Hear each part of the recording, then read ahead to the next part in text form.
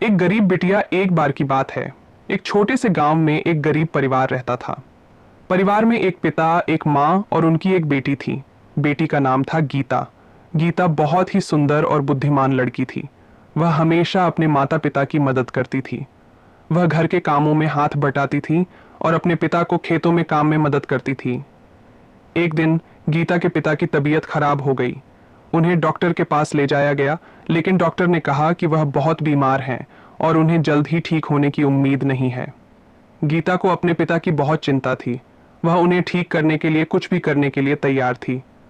उसने डॉक्टर से पूछा कि क्या कोई तरीका है जिससे उसके पिता ठीक हो सकते हैं।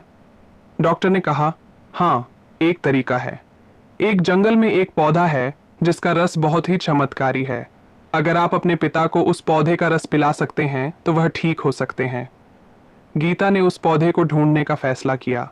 वह जंगल में गई और कई दिनों तक पौधे की तलाश करती रही। आखिरकार उसे वह पौधा मिल गया। गीता ने उस पौधे का रस निकाला और अपने पिता को पिलाया। पौधे के रस से गीता के पिता की तबीयत में सुधार होने लगा। कुछ दिनों में वह पूरी तरह से ठीक हो गए। गीता के पिता बहुत खुश हुए। उन्होंने गीता को धन्यवाद दिया और कहा, तुम मेरी सबसे अच्छी बेटी हो। तुमने मुझे बचा लिया। गीता ने कहा, मैं आपके लिए कुछ भी कर सकती हूँ। गीता की कहानी से पता चलता है कि परिवार के लिए एक बेटी कितनी महत्वपूर्ण होती है। बेटियां अपने परिवारों के लिए ताकत और आशा का स्रोत होती हैं।